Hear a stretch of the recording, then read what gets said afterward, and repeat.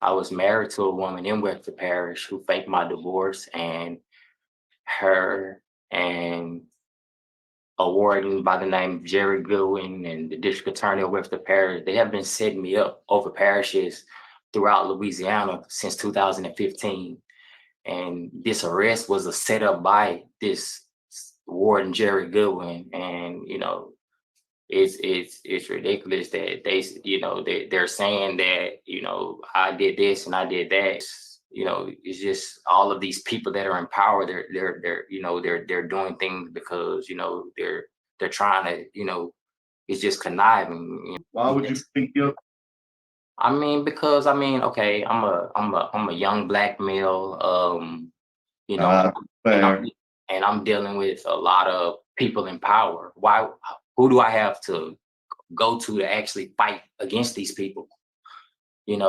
And they're the ones that setting it up. I mean, how can you win? You Right. have these wardens over these prisons. You have the police they're using. You have the district attorney. You have the public defender. And you have the judge, and they're all working together. How can you defeat that? Who do you go to actually Mm-hmm. go against these individuals?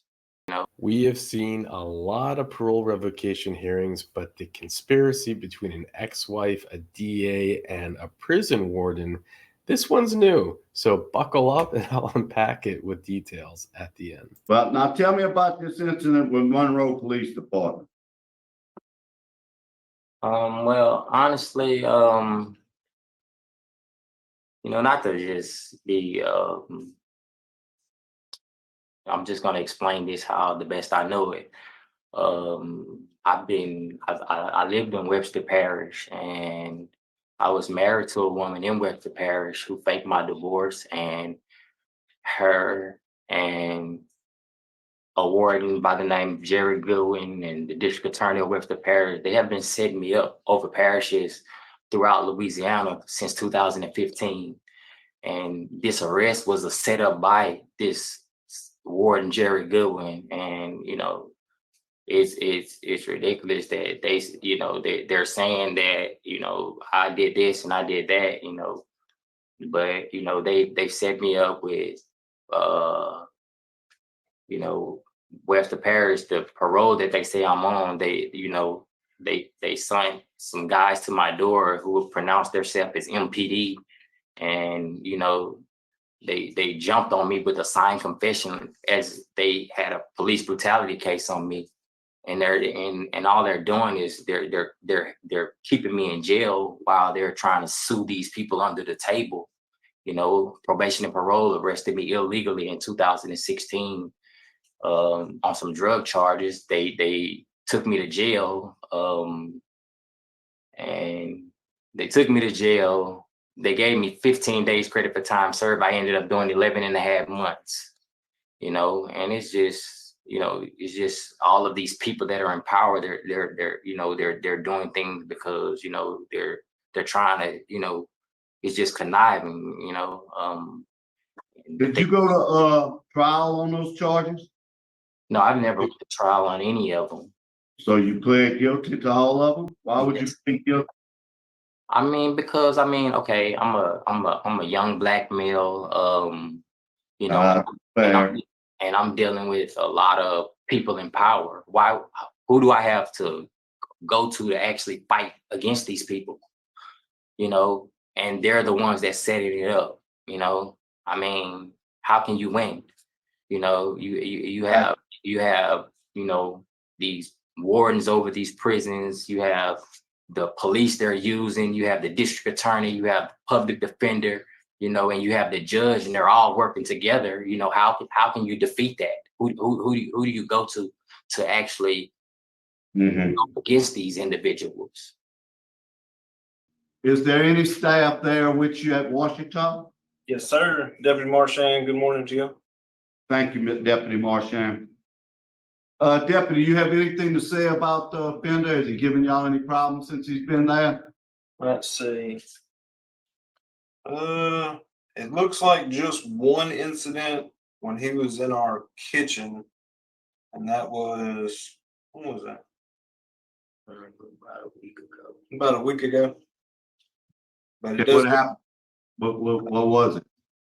I think he got into an argument with another trustee worker and used one of the like large boat paddle mixing spoons to strike the other offender. No injuries though. Okay, all right, so a little inmate fight, okay. Okay, I have no further questions. Either one of my colleagues have a question? They're not.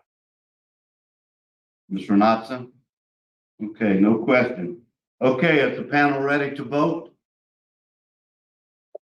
Yeah. Mr. Knotson, you ready to vote? Yes, yes.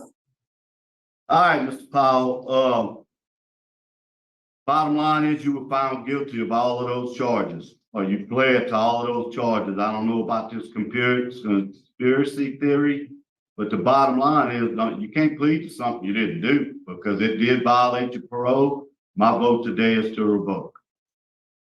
I understand. It won't stand though. I mean, you can revoke it. Okay. Ms. Renatza? Yes, I agree. I didn't understand anything that he was saying before and how it related to what we're here for today. I am looking where he, withdrew his not guilty plea in court. I think it was May 14th of this year, and he entered a plea of guilty. So he violated the conditions of his parole. My vote today is to revoke. Okay, and Mr. Pray? Yes, my vote is to revoke and possibly see if our good friends there at Washita would run him through the mental evaluation process once again. Yes. Okay. All right, your parole's been revoked, Mr. Powell. I think you understand what happened, but your parole's revoked. Good luck to you with your endeavors. Thank you. You all be blessed. Thank you, Thank sir. Well, that was quick. It was like a classic Miss Renatza and the sheriff. They're just like, I have no idea what you're talking about. Conspiracy theory or not, this has nothing to do with getting revoked.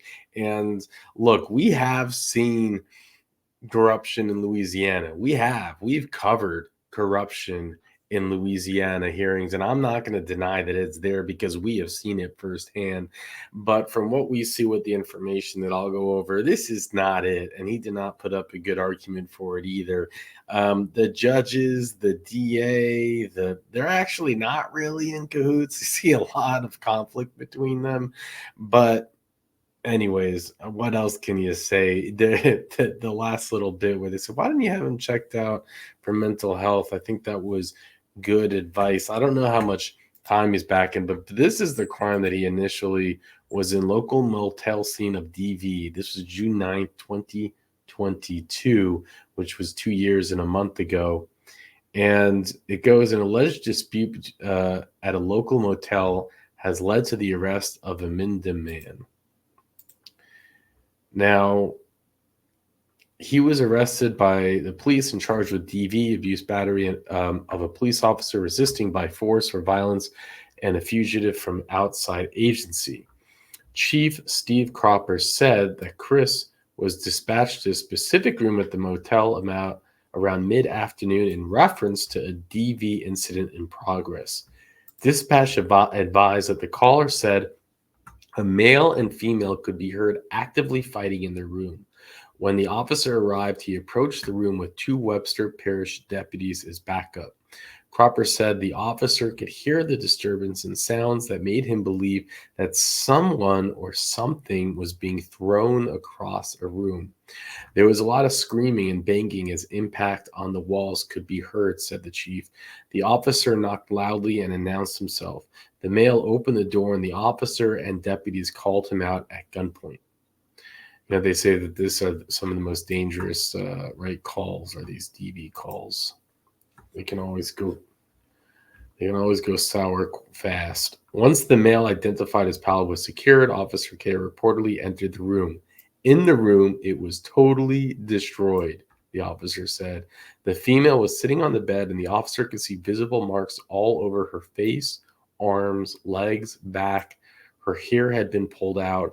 The officer said there was hair all over the room, but I'm sure this is also part of the conspiracy. The victim reportedly denied medical help and said she did not wish to pursue charges. Officer Kayer stepped outside the room when he heard Powell arguing loudly with the deputies. Cropper continued, he became irate when the officer informed him that he was under arrest for DV battery. And I can picture it right now. Due to active resistance, deputies and officers reportedly were forced to drag the suspect to the city patrol unit. Powell somehow used a tire to try and break free from the officer's grip on him, Copper said. He continued several times until the officer was forced to use a closed fist to his face in an attempt to get pain compliance. Wow. I like, isn't that interesting how that's written? The officer had to use a closed fist to the face to get pain compliance. I didn't know that was, yeah.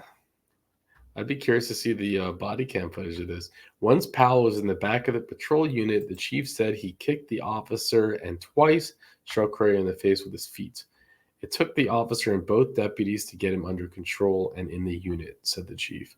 Powell was taken to the Minden Police Department for booking and transported to Bayou Correctional Center. And then, he gets out on parole and he violates here, and apparently it's a conspiracy. And it's just all of these people that are in power. They're doing things because they're trying to, it's just conniving.